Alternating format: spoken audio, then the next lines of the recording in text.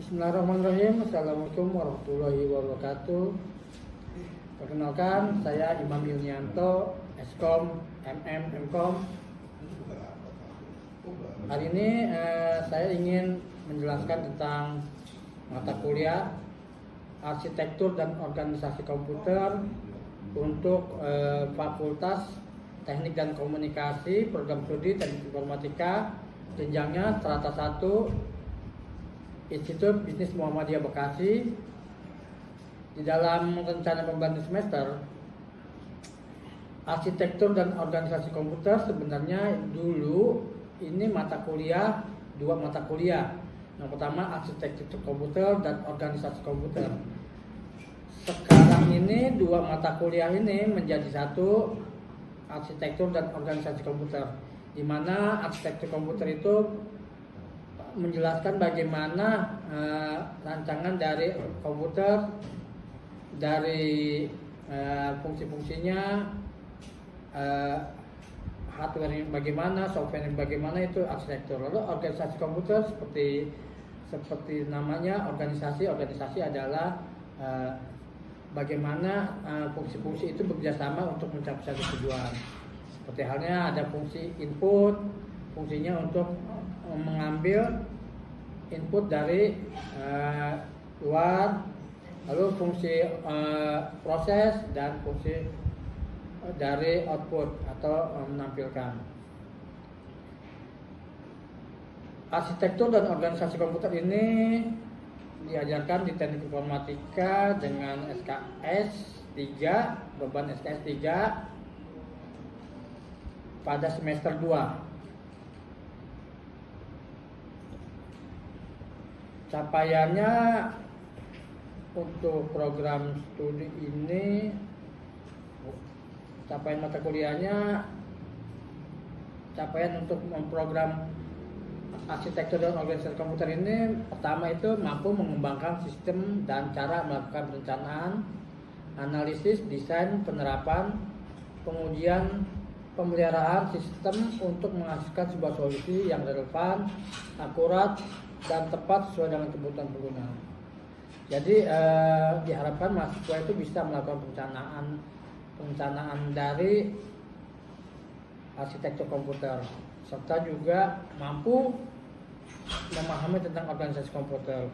Lalu yang kedua, mampu memanfaatkan pengetahuan di bidang sistem cerdas.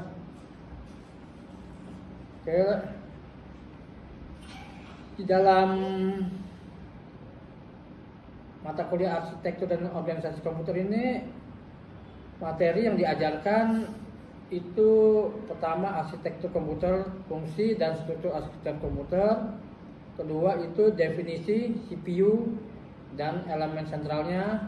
Lalu yang ketiga processing unit atau CPU. Keempat struktur dan fungsi CPU. Kelima arithmetic dan logic unit atau ALU. Keenam itu elemen-elemen kontrol unit. Ketujuh operasi unit kontrol operasi, makro definisi dan fungsi input output system. Setelah itu UTS, lalu dilanjutkan dengan pertemuan ke-9 atau ke-8, karena UTS itu pertemuan ke-8 ya. Kalau hitung pertemuan ini pertemuan ke-8 setelah UTS itu materinya sistem input output, lalu 10 perangkat eksternal, 11 struktur dan fungsi bus interface bus, jenis bus, desain set instruksi dan pemasaran desain pengalamatan.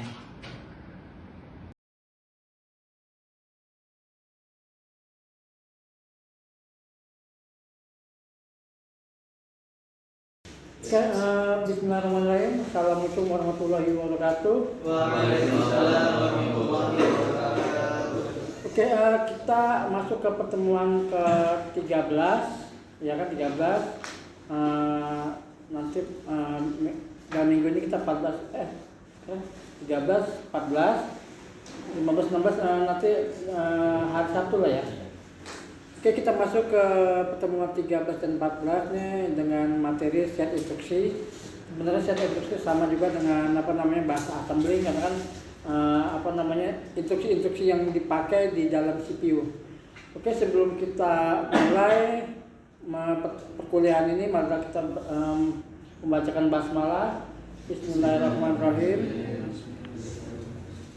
Oke, set instruksi ini dibutuhkan untuk mengetahui instruksi apa aja sih yang dibutuhkan CPU untuk memproses perintah-perintah dari device input output. Apa aja yang perlu instruksi apa yang harus yang biasanya dipakai sama bahasa mesin atau bahasa assembly. Oke, kita masuk, kita lihat. Sebelum kita masuk ke apa aja perintah-perintah yang ada di CPU atau di mesin lah ya, mesin digital kan gitu. Karena sebenarnya komputer itu cuma tahu 01 kan gitu. Kalau tahu 01 bagaimana kita menginstruksikan CPU untuk mengerjakan apa yang kita kerjakan kan gitu. Apa kita harus bilang 01 kan nggak mungkin gitu kan, karena kita ada keterbatasan kita. Nah, kita harus tahu dulu apa set instruksi itu. Set instruksi adalah kumpulan instruksi lengkap yang dimengerti oleh CPU. Jadi instruksi lengkap yang dimengerti oleh CPU. Apa aja yang dimengerti oleh CPU kan gitu. Yang dimengerti CPU itu kode mesin. Kode mesin itu cuma taunya 01 walaupun sangat panjang gitu. Biasanya kita tahu komputer ada yang 32 bit dan 64 bit gitu kan. Berarti kalau 32 bit berarti 32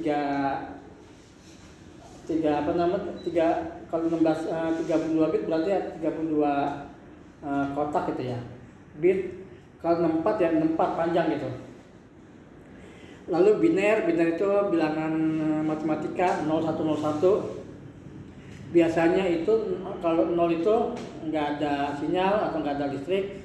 Kalau 1 itu biasanya di elektro itu 5 volt lah, 5 volt kurang dikit, kadang dikit itu yang disebut 1. Lalu biasanya direpresentasikan oleh kode assembly. Jadi karena manusia itu agak kurang kuat untuk menghafal 01 yang sepanjang misalnya 32 bit atau 62 bit, maka dibuatlah bahasa assembly. Bahasa assembly itu untuk memudahkan manusia memerintah mesin. Salah satu contohnya dari kode biner 01 itu dijadikan hexa gitu kan. Hexa itu kan bilangan yang 0 sampai 9 sampai A sampai F gitu kan. Jadi ada 16 itu kan, 16 macam hexa kan itu. Nanti kita lihat juga bagaimana representasi kode mesin dengan bahasa assembly. Lalu kita lihat di sini apa aja sih elemen instruksi yang ada di set instruksi kan gitu. Elemennya pertama operation code atau kode operasi. Biasanya ini perintahnya kerjakan perintah ini gitu. Lalu yang kedua short operand reference, acuan operan sumber. Dengan data ini bagaimana bla bla bla kan gitu. Ketiga. Lalu yang ketiga result operand reference, simpan hasilnya ke sini gitu. Jadi hasil olahan itu simpannya kemana gitu. Lalu keempat next instruction reference. Nah, kalau sudah selesai semua operasinya dan disimpan, apalagi instruksinya, apakah masih ada instruksi ataukah sudah selesai. Nah, itu biasanya elemen itu cuma 4 ini.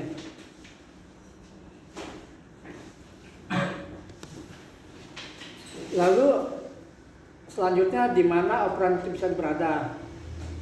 Sebelum kita masuk di mana operan itu bisa berada, teman-teman tahu nggak apa yang disebut operan? Nah, coba kita lihat ya apa yang disebut operan. Seandainya, ini ada C sama dengan A ditambah B. Yang disebut operan mana? Mengenai operan. Terus yang ininya, ini sama ini apa? Operator. Berarti operan adalah data yang akan diolah oleh operator. Entah itu namanya kali, entah itu bagi, ya kan?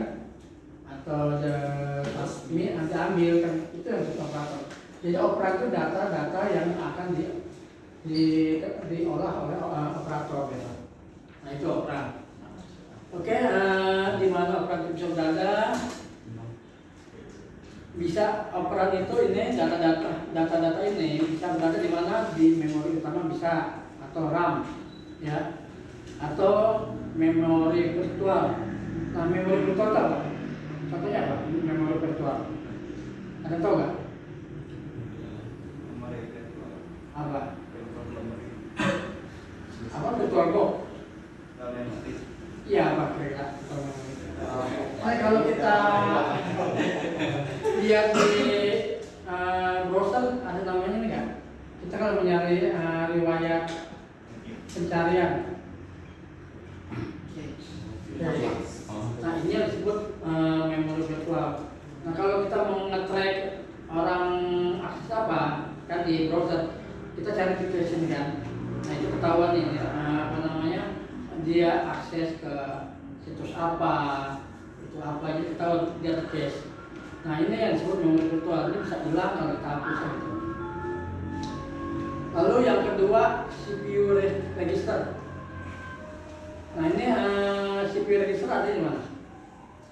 CPU register adanya di CPU. Jadi dalam CPU ini misalnya Intel Pentium 2 misalnya ya. Di dalam CPU register kan di dalam prosesor atau CPU ini, di sini ada namanya ALU, CU, ada register. Lalu operan itu bisa di mana lagi? Ada di input output device. Apa ya contohnya input output device? Apa? Keyboard itu device apa? Keyboard. Lalu outputnya? Speaker. Lalu terus kalau ini apa? Proyektor itu device apa? Output. Printer juga output ya. Ini ada siklus status set instruksi. Di sini kita lihat siklus instruksi ini adanya di CPU. Kita lihat di sini instruction fetch. Instruction fetch ini proses untuk mengambil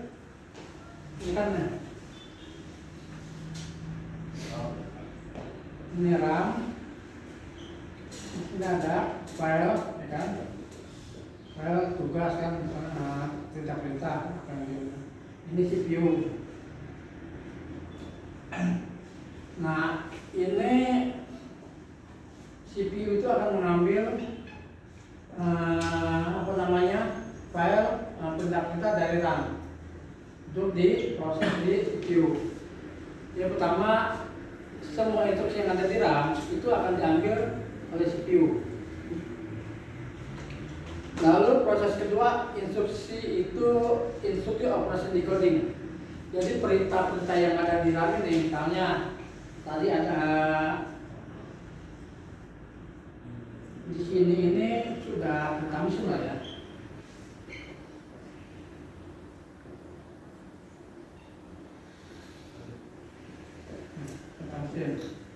Ini di decoding untuk dijalankan di CPU. Perintah-perintah itu. Sampai sini ada pertanyaan nggak? Kalau nggak ada, kita lanjut ya.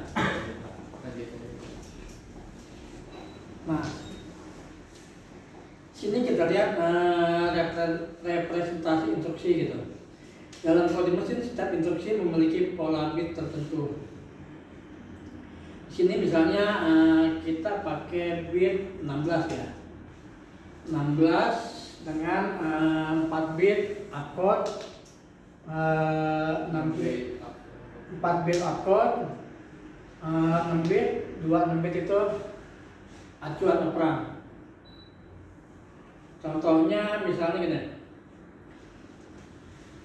Ini 4 bit itu berarti kan gini ya.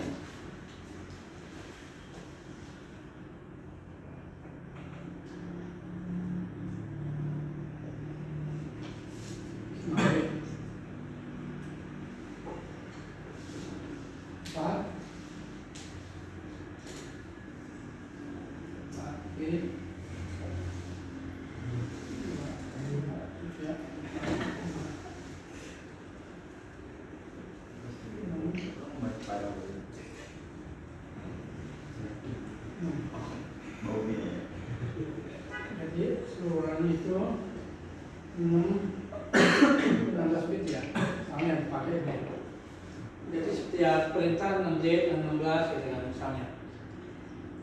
Jadi 4 bit itu opcode itu operatornya kan gitu ya. Operatornya apa? Penambahan, add, sub itu pengurangan ya. Sub, load itu kayak mengupload lah ya. Nah, apa namanya di dalam bahasa assembly ini add itu misalnya 1, 2, 4, 8 gitu ya. 8 ini kan? Misalnya kan gitu ya. 1, 2, 4, 8 kan 10 kan? Misalnya 10. Lalu ini misalnya kita kode ASCII-nya. Misalnya kode ASCII, taruhlah ini 5 ya. Nah, ini cari kode ASCII nih. Misalnya 8 itu kode ASCII. Coba kode ASCII 8 berapa? Sama kode ASCII coba cari. Kode ASCII 8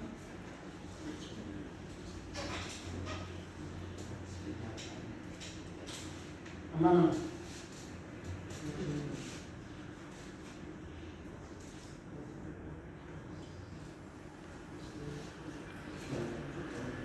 Ada ya? Itu 56. 56. Coba kita lihat 56 ya. 256. 6 berapa 6? 6 itu 54. 54 ya, oke coba ya. 1, 2, 4, 8, 16, 32. 32. 1, 2, 4, 8, 1, 2, 4, 8, 16. 16 sampai 32. Ya. 8. Masukkan 8. Mau berapa nih? Mau apa lagi ya? Iya. 1, 2, 4, 8. Ya kan? Iya. 1, 1, 1, 1, 0 kan? Terus kalau 54-nya itu 1, 1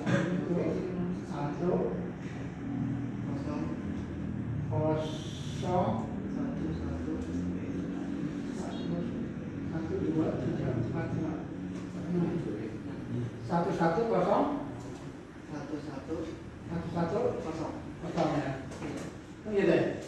Jadi kan begitu ada satu perintah ini, satu bit ini akan dimasukkan di RAM, nanti diambil sama CPU patch itu. Nah, dia akan membagi 16 itu ke dalam 4. Dia akan cari ini apa kodenya misalnya, kan berarti add ya. Add 56 ditambah 54. Hasilnya 130 ya. Ini A, B. Tambahkan 56 dengan 54, hasilnya taruh di A misalnya gitu ya. Berarti 110 ya. Itu kan. Kan dari 3 itu jadi ada pertanyaan berapa banyak alamat yang dibutuhkan kita.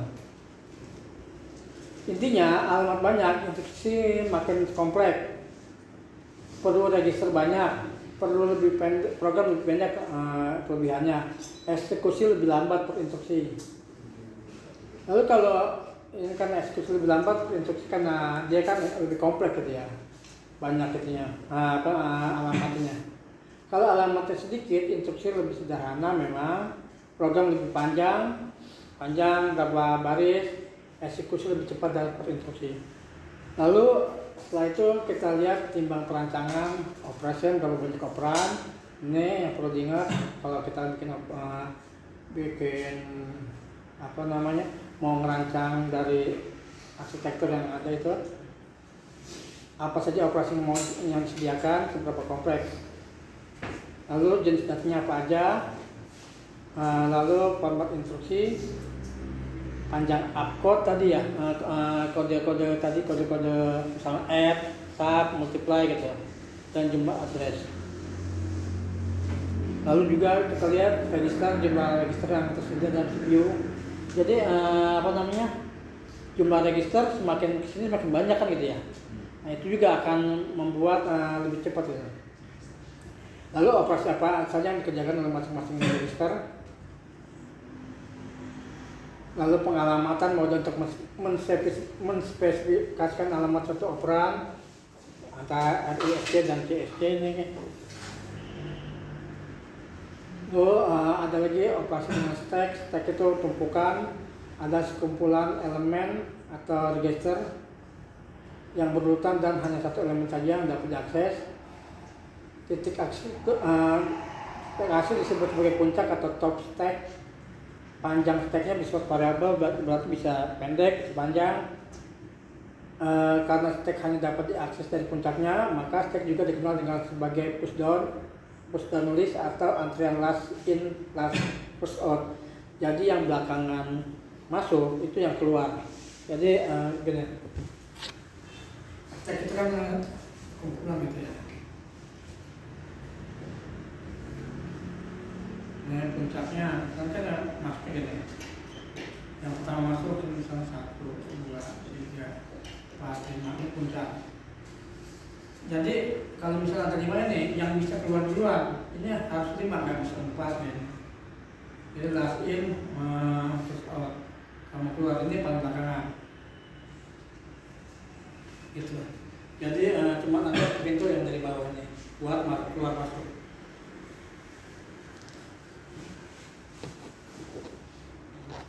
Seperti ini.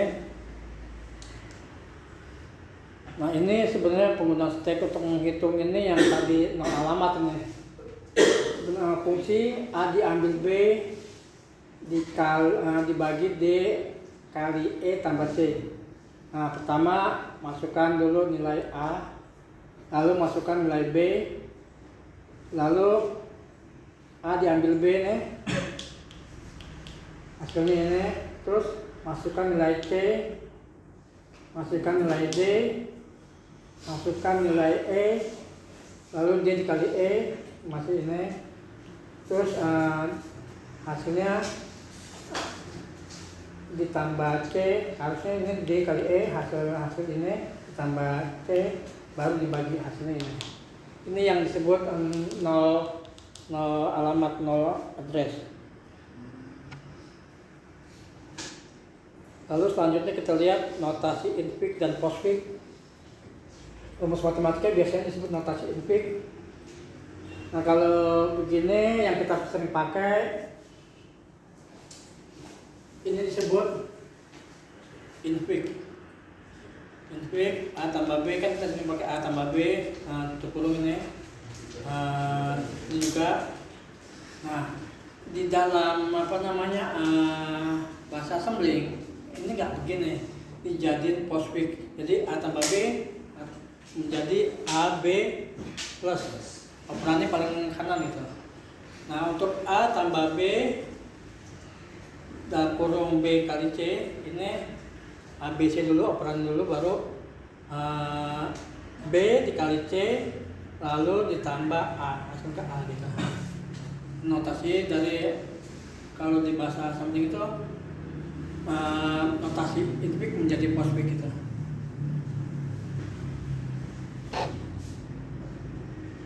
Ini contohnya tadi plus A plus B plus C multiply. Oke, sebelum kita selesai untuk pertemuan ini. Oke, sampai sini ada pertanyaan nggak? Oke, kalau nggak ada kita tutup pertemuan kita kali ini. Nanti kita rehat 5 menit untuk masuk ke pertemuan ke 14 ya. Iya 14 kan? Kan 13, 14 kan gitu ya? Iya. Kita rehat 5 menit, kita masuk ke pertemuan 14 ya. Nah, nanti Jumat atau Sabtu kita masuk ke sekarang 12.13 ya. 13 Pak. Besok 14.15 ya. Sabtunya kan Pak? Hah? 14.15 Sabtu. Iya, Sabtu.